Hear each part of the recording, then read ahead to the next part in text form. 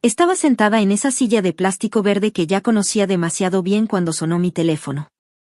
Tercera quimioterapia de 12 programadas. El frío del suero corriendo por mis venas me hacía temblar, pero nada me preparó para lo que estaba a punto de escuchar. Era mi hijo Marco. Su voz sonaba diferente, más dura de lo habitual. Mamá, necesitamos hablar. Le dije que estaba en el hospital, que tal vez podríamos hablar más tarde, cuando llegara a casa. Pero él siguió. No, mamá. Tiene que ser ahora. Ya no podemos más con esto. El suero seguía goteando. Una gota cada 2 segundos. Las había contado 1000 veces durante las sesiones anteriores. Gota. Gota. Gota. Como el tiempo que se me escapaba de las manos.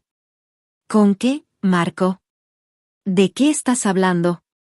Con tu drama constante. Con tus llantos. Con toda esta negatividad que has traído a nuestra familia. Me quedé helada. Más helada que el suero corriendo por mis venas. 6 meses atrás, cuando el doctor Ramírez me dijo que tenía cáncer de mama en estadio 2, mi mundo se desplomó. Pero pensé que al menos tenía a mi familia. Marco tenía 28 años, estaba casado con Patricia desde hacía 3 años, y tenían a mi nieta Sofía de 4 años. Eran mi razón de vivir. Al principio parecía que me apoyarían. Marco venía al hospital conmigo para las citas médicas. Patricia me traía comida casera. Sofía me dibujaba caritas sonrientes en papel de colores que yo pegaba en la puerta del refrigerador. Pero algo cambió después de la primera quimioterapia. Las visitas de 2 horas se volvieron de 1 hora. Luego de 30 minutos. Las llamadas diarias se volvieron cada tercer día, luego una vez por semana. Siempre tenían excusas. Los niños no deben ver esto, decía Patricia. Es muy deprimente, susurraba Marco cuando pensaba que no lo escuchaba. Empezaron a llegar tarde a las citas médicas. Luego dejaron de venir del todo. Cuando les preguntaba por qué, Patricia decía que era muy difícil para ellos verme así. Marco decía que necesitaban proteger su salud mental. Su salud mental.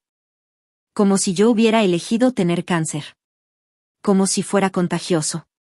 Como si mi dolor fuera algo que yo les estaba haciendo a propósito. Mamá, estás hundiéndonos a todos con tu tristeza. Sus palabras me golpearon más fuerte que cualquier efecto secundario de la quimioterapia. Traté de explicarle que estaba asustada, que necesitaba a mi familia, que no podía pasar por esto sola. Ya lloraste suficiente. Necesitamos paz en esta familia. Escuché la voz de Patricia de fondo. Ella se acercó al teléfono y habló con esa voz dulce que usaba cuando quería sonar razonable. Tu tristeza es contagiosa, mamá. Nos alejamos por salud mental. Necesitas entender que tenemos que protegernos. Tenemos que proteger a Sofía. ¿Proteger a Sofía de qué? ¿De su abuela enferma? Traté de razonar con ellos. Les expliqué que el cáncer no era algo que yo hubiera elegido. Que estaba haciendo todo lo posible por mantenerme positiva, pero que a veces necesitaba llorar. Que era normal estar triste cuando te diagnostican una enfermedad que puede matarte. Pero Marco ya había tomado su decisión. No vuelvas a contactarnos hasta que estés mejor. Hasta que puedas ser la persona que solía ser. ¿Y si no mejoró? ¿Y si empeoró? Se hizo un silencio largo. Un silencio que me dijo todo lo que necesitaba saber. Te bloqueamos de todo. Teléfono, redes sociales, todo. Cuando estés lista para ser una influencia positiva en nuestras vidas, nos avisas. La línea se cortó. Me quedé ahí sentada, con el teléfono en la mano, viendo cómo el suero seguía goteando. Gota. Gota. Gota. La enfermera Rosa se acercó y me preguntó si estaba bien. Yo no podía hablar. Solo negué con la cabeza. Esa noche llegué a mi casa vacía. Una casa que antes se llenaba de risas de Sofía los fines de semana, de comidas familiares los domingos, de llamadas telefónicas que ahora habían sido bloqueadas. Revisé mi teléfono. Número bloqueado. Revisé Facebook. Usuario no encontrado. Instagram. WhatsApp. Todo bloqueado. Era como si hubiera muerto para ellos, pero seguía viva para sufrir el abandono. Los días siguientes fueron un infierno silencioso. Iba a las citas médicas sola. Volvía a casa sola. Cuando los vecinos preguntaban por Marco y Patricia, yo mentía. Decía que estaban ocupados con el trabajo. Que vendrían más tarde. Carmen, mi vecina de al lado, empezó a sospechar. Una mujer de 60 años que había enviudado hacía 5 años y que siempre había sido amable conmigo. ¿Dónde está tu familia, querida? No los he visto en semanas. Están ocupados, Carmen. Ya sabes cómo es la vida. Pero Carmen tenía ojos. Y los ojos ven lo que las palabras tratan de esconder. Me quedé despierta muchas noches preguntándome qué había hecho mal. Si había sido muy dramática. Si había llorado demasiado. Si había pedido demasiada ayuda. Pero luego recordaba a otras familias en el hospital. Familias que se abrazaban durante las malas noticias. Familias que se turnaban para acompañar a sus seres queridos. Familias que no abandonaban. Y entendí que el problema no era mío. Pero entenderlo no hacía que doliera menos. Entenderlo no llenaba el vacío de mi casa. Entenderlo no me daba una mano que sostener durante las noches cuando el miedo me consumía. Había perdido más que mi salud. Había perdido a mi familia. Y lo peor de todo era que ellos habían elegido perderse. La 4ª quimioterapia llegó. Luego la 5ª. Sola. Siempre sola. Pero algo extraño empezó a pasar. Empecé a encontrar fuerza en lugares que no esperaba. En Rosa, la enfermera que siempre me preguntaba cómo estaba y realmente esperaba la respuesta. En Mercedes, una señora de 65 años que también recibía quimioterapia y que se había convertido en mi compañera de batalla. Y en mí misma. En una versión de mí que no sabía que existía. Una versión que podía levantarse cada mañana a pesar del abandono. Una versión que podía seguir luchando aunque nadie estuviera ahí para verla luchar. Pero las noches seguían siendo las más difíciles. Porque las noches eran cuando más extrañaba la vocecita de Sofía preguntándome si podía quedarse a dormir conmigo. Las noches eran cuando más necesitaba escuchar que todo iba a estar bien, aunque fuera mentira. Las noches eran cuando me preguntaba si vale la pena luchar por una vida que aparentemente nadie quería compartir conmigo. La 6ª quimioterapia llegó 3 semanas después de la llamada. A mis 52 años, pensé que ya conocía todos los tipos de soledad que existían. Estaba equivocada. Pero algo extraño empezó a pasar durante esas primeras semanas sin ellos. Rosa, la enfermera de turno, se sentó a mi lado mientras el suero hacía su trabajo habitual. ¿Sabes qué, Elena? Tus niveles se ven mejor esta semana. ¿Mejor? Sí. Tu cuerpo está respondiendo al tratamiento mejor de lo que esperábamos. El doctor Ramírez quiere verte después de la sesión. Cuando terminé, el doctor Ramírez revisó mis análisis con una expresión que no había visto antes. Casi parecía sorprendido. Elena, no sé qué estás haciendo diferente, pero tu fortaleza emocional está acelerando tu recuperación. Los marcadores tumorales han bajado más rápido de lo proyectado. ¿Fortaleza emocional? Yo me sentía rota por dentro. A veces el cuerpo responde de maneras que no entendemos completamente. Pero sea lo que sea que estés haciendo, sigue así. Salí del hospital ese día con una sensación extraña. Como si hubiera descubierto un superpoder que no sabía que tenía. El poder de sanar a pesar del abandono. El poder de ser fuerte cuando nadie está mirando. Mercedes, mi compañera de quimioterapia, se había convertido en algo parecido a una amiga. Una mujer de 65 años con cáncer de pulmón que había dejado de fumar hacía 20 años pero que el destino había decidido castigar de todas formas. ¿Sabes qué me dijo mi hija ayer? Me contó mientras esperábamos nuestro turno. Me dijo que está orgullosa de cómo estoy manejando todo esto. Que soy su heroína. Yo sonreí, pero por dentro se me desgarraba algo. ¿Cómo se sentiría tener una hija que te admira en lugar de una que te abandona?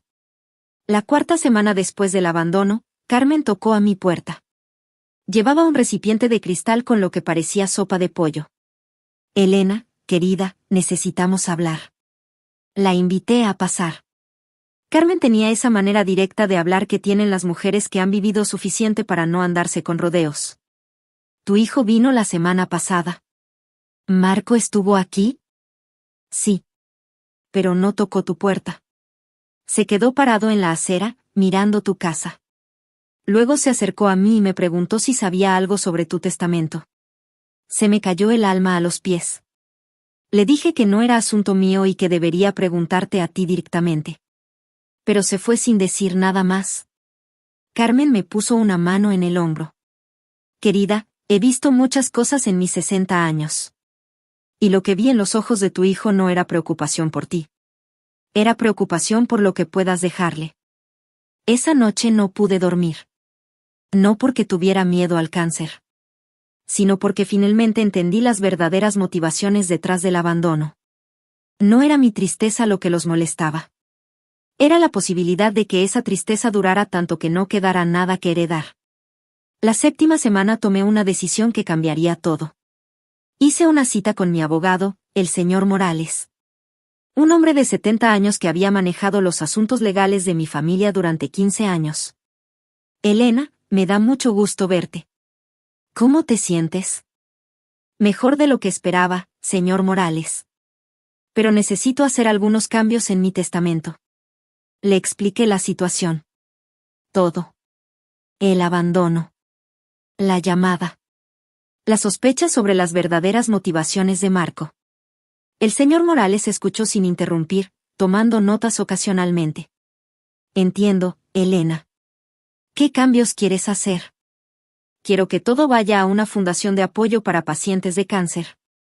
Si Marco y Patricia creen que mi enfermedad es demasiado negativa para sus vidas, entonces no tienen por qué beneficiarse de ella. ¿Estás segura? Es una decisión importante. Nunca había estado más segura de algo en mi vida. Firmé los documentos esa misma tarde. Por primera vez en semanas, sentí algo parecido a la paz. Durante esas semanas también empecé a recordar cosas que había olvidado. O que había elegido olvidar. Como la vez que Marco tenía 18 años y le presté dinero para su primer auto. Dinero que nunca me devolvió porque la familia no se cobra favores. Hasta que él necesitó dinero para la boda y de repente recordó que me debía dinero, pero solo para pedirme más. O como cuando nació Sofía y Patricia me pidió que cuidara a la niña todas las tardes durante 6 meses para que ella pudiera adaptarse a la maternidad. Yo acababa de cumplir 48 años y trabajaba a tiempo completo, pero nunca dije que no. O como cuando Marco perdió su trabajo hace 2 años y vivieron en mi casa durante 8 meses. 8 meses en los que yo cocinaba, limpiaba, cuidaba a Sofía y pagaba todas las cuentas mientras ellos buscaban estabilidad. Todos esos favores. Toda esa ayuda incondicional. Y al primer signo de que yo era quien necesitaba ayuda, desaparecieron. La 8ª quimioterapia llegó con más buenas noticias del doctor Ramírez. Elena, esto es extraordinario. Tus niveles siguen mejorando. Diría que tienes una de las respuestas al tratamiento más rápidas que he visto en años. Mercedes se alegró tanto como yo. ¿Sabes qué creo, Elena? Creo que te liberaste de algo que te estaba enfermando más que el cáncer. Tal vez tenía razón. La 10ª semana, Carmen vino con noticias diferentes. Elena, creo que debes saber algo. He visto a Marco varias veces estas últimas semanas. Siempre viene solo. Se ve preocupado. Muy preocupado. ¿Preocupado por mí? No lo sé, querida. Pero algo está pasando en su vida. Se ve como alguien que tiene problemas. No pregunté más. Ya no era asunto mío.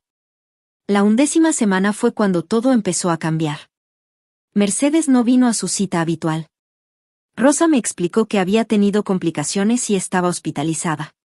Fui a visitarla esa misma tarde.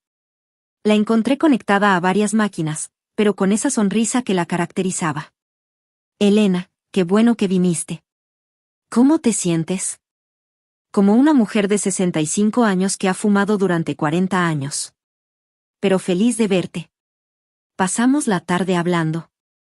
Mercedes me contó sobre su familia, sobre sus 3 hijas que se turnaban para cuidarla, sobre sus 7 nietos que venían a dibujarle cartas de amor. ¿Sabes qué he aprendido en estos meses, Elena? ¿Qué?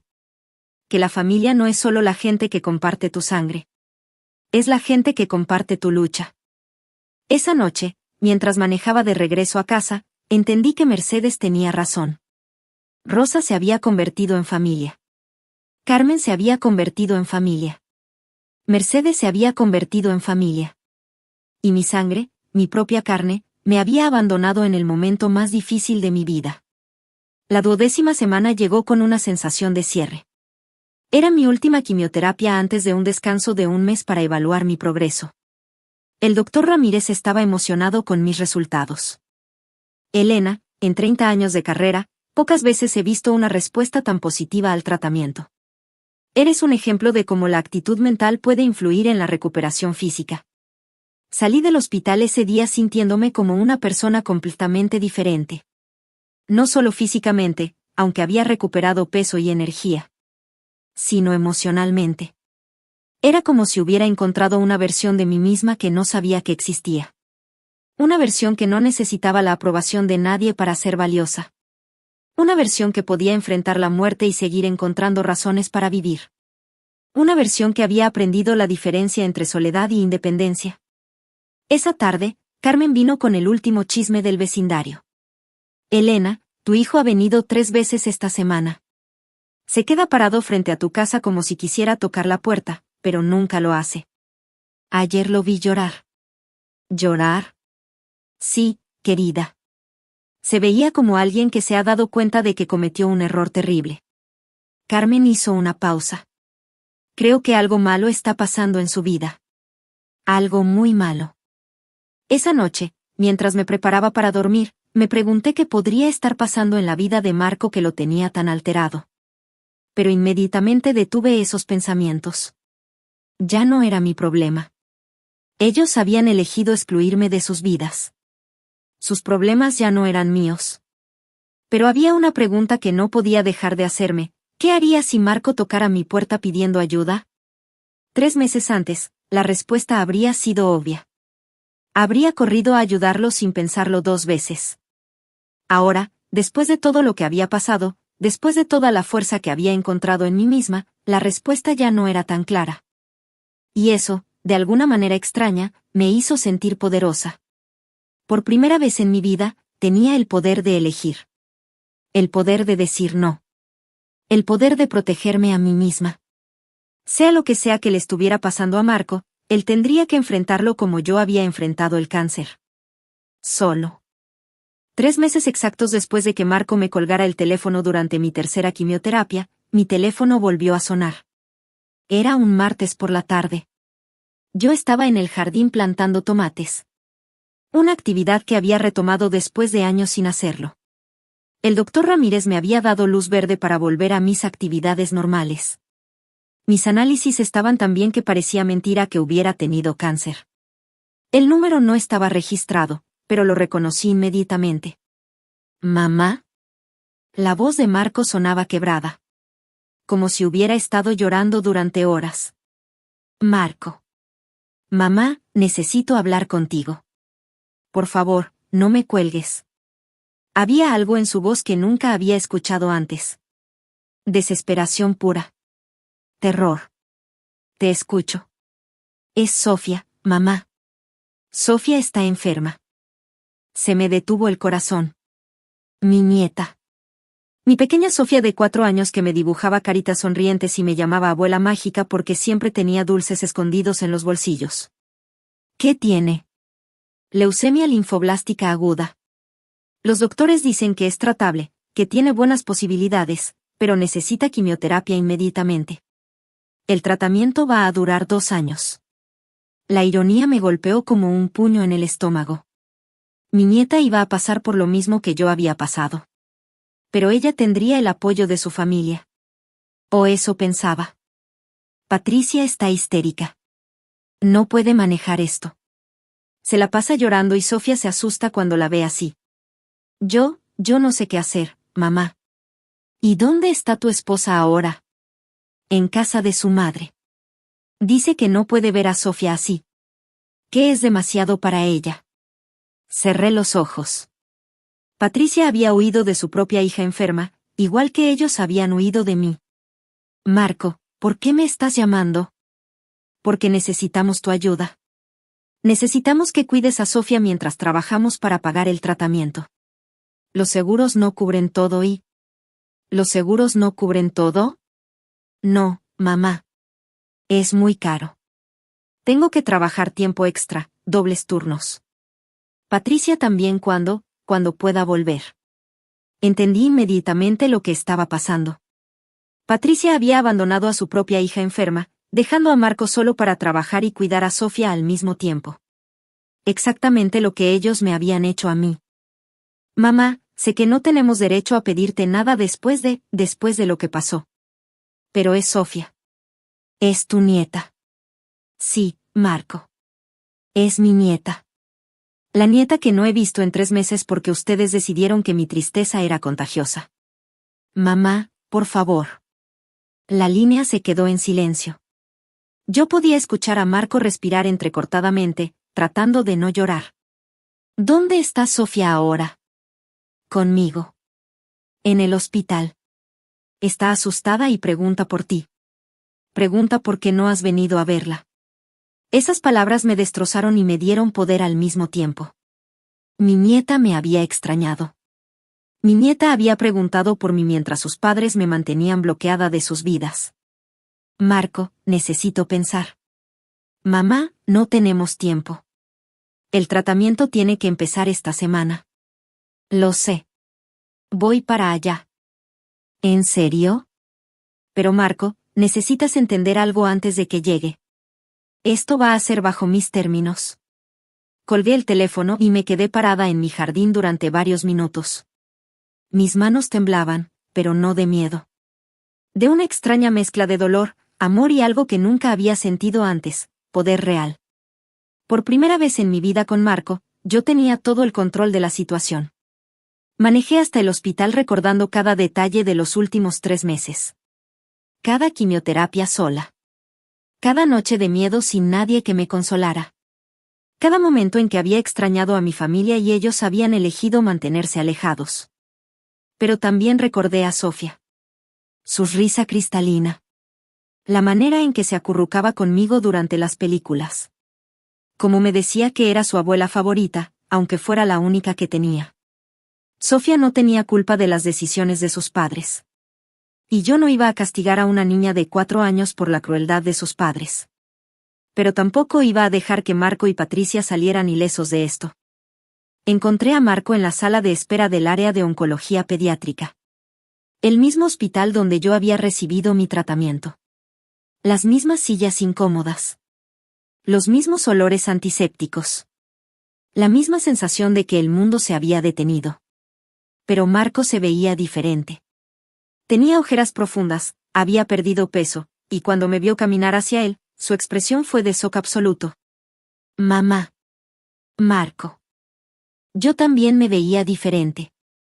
Lo sabía porque había visto mi reflejo en los cristales del hospital. Había perdido el peso extra que tenía antes del cáncer, pero había ganado algo más importante. Había ganado una mirada que no tenía antes. Una mirada que decía que ya no era la misma mujer que había criado a este hombre. ¿Dónde está Sofía? En el cuarto 304. Está dormida. ¿Y Patricia? Marco bajó la mirada. No ha venido desde ayer. Dice que no puede manejar ver a Sofía con todos esos cables. Todos esos cables. Como los cables que yo había tenido durante mis quimioterapias. Como los cables que Patricia había decidido que eran demasiado deprimentes para visitar. Marco, necesitamos hablar antes de que vea a Sofía.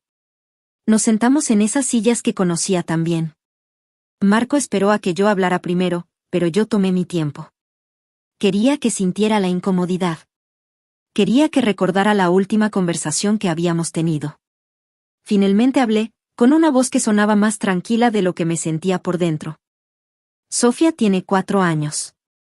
Ella no eligió tener padres que abandonan a su familia cuando más los necesita. Mamá, nosotros no. Sí, Marco. Sí lo hicieron. Me abandonaron cuando estaba en mi momento más vulnerable. Me dijeron que mi tristeza era contagiosa. Me bloquearon de sus vidas porque mi cáncer era muy deprimente para ustedes. Las lágrimas empezaron a correr por las mejillas de Marco. Estábamos asustados, mamá. No sabíamos cómo manejar la situación. Yo también estaba asustada, Marco. Tenía cáncer. Pensé que iba a morir. Pero ustedes decidieron que su comodidad emocional era más importante que mi supervivencia. Mamá, lo siento. Siento mucho todo lo que... No me interesa tu disculpa ahorita, Marco. Me interesa mi nieta. Me levanté de la silla y lo miré directamente a los ojos. Esto es lo que va a pasar. Sofía se va a venir conmigo durante todo su tratamiento. Va a vivir en mi casa.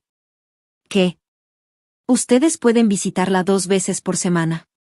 Martes y jueves, de 2 a 4 de la tarde. Con cita previa. Mamá, eso no es justo. Somos sus padres. ¿Justo? ¿Quieres hablarme de lo que es justo? Mi voz se alzó por primera vez en toda la conversación. ¿Era justo que me abandonaran durante mi quimioterapia? ¿Era justo que me bloquearan cuando más los necesitaba? ¿Era justo que me dijeran que mi tristeza era contagiosa? Marco estaba llorando abiertamente ahora. Ustedes me enseñaron que el amor tiene condiciones. Que la familia abandona cuando las cosas se ponen difíciles. Yo les voy a enseñar que el amor verdadero no funciona así. Pero mamá... No hay peros, Marco. Sofía necesita estabilidad emocional durante su tratamiento. Necesita a alguien que no huya cuando las cosas se pongan difíciles. Necesita a alguien que entienda lo que es pasar por quimioterapia. ¿Y Patricia? Si Patricia quiere ver a su hija, va a tener que demostrar que puede manejar la situación. No voy a permitir que una madre histérica traumatice a una niña que ya está pasando por suficiente. Marco se quedó callado durante varios minutos. ¿Y si decimos que no? Entonces búsquense a alguien más que los ayude. Porque yo he aprendido algo en estos 3 meses, Marco. He aprendido que no tengo que aceptar migajas de amor de gente que me trata mal. Me dirigí hacia el cuarto 304. Espera, mamá. Me volteé. ¿Qué otras condiciones tienes? No me van a hablar de perdón hasta que demuestren que entienden realmente lo que hicieron. No quiero disculpas vacías. Quiero acciones que demuestren que han cambiado. ¿Cómo qué? Cuando Sofía esté mejor, y solo cuando esté mejor, evaluaremos si merecen volver a ser parte de esta familia de verdad. Marco asintió lentamente. ¿Y mientras tanto? Mientras tanto, van a aprender lo que yo aprendí estos últimos 3 meses. Van a aprender a vivir sin la seguridad de que la familia siempre va a estar ahí, sin importar cómo la traten. Entré al cuarto 304 y vi a mi nieta dormida en esa cama de hospital. Se veía tan pequeña, tan frágil. Tenía cables conectados a su bracito, igual que yo los había tenido. Pero a diferencia de mí, ella no iba a pasar por esto sola. Me senté en la silla al lado de su cama y le tomé la mano. Sofía abrió los ojos lentamente. ¿Abuela mágica? Aquí estoy, mi amor. ¿Por qué no habías venido a verme? Miré a Marco, que estaba parado en la puerta del cuarto. Porque a veces los papás toman decisiones que no son muy inteligentes. Pero ya estoy aquí, y no me voy a ir a ningún lado. ¿Te vas a quedar conmigo? Me voy a quedar contigo durante todo tu tratamiento. ¿Te parece bien? Sofía sonrió por primera vez desde que había entrado al cuarto. ¿Vas a traer dulces escondidos? Voy a traer todos los dulces escondidos que quieras. 6 meses después, Sofía está en remisión completa. Sus análisis son perfectos y su oncólogo dice que es una de las pacientes más positivas que ha tenido. Marco viene a mi casa todos los días después del trabajo. Patricia viene los domingos y trae almuerzo. No hablamos del pasado, construimos el futuro. Pero ahora entienden algo que antes no entendían. Entienden que el amor verdadero no se negocia. Que la familia real no abandona. Que cuando amas a alguien de verdad, permaneces a su lado en los momentos más oscuros, no solo en los momentos brillantes. Patricia me pidió perdón la semana pasada. Una disculpa real, con lágrimas verdaderas y reconocimiento de su error. Le dije que el perdón es un proceso, no un evento. Que se gana con acciones, no con palabras. Marco sigue sin hablar directamente de lo que pasó, pero sus acciones hablan por él. Llama todos los días. Viene cuando dice que va a venir. No desaparece cuando las cosas se ponen difíciles. ¿Y Sofía? Sofía es una guerrera. Como su abuela.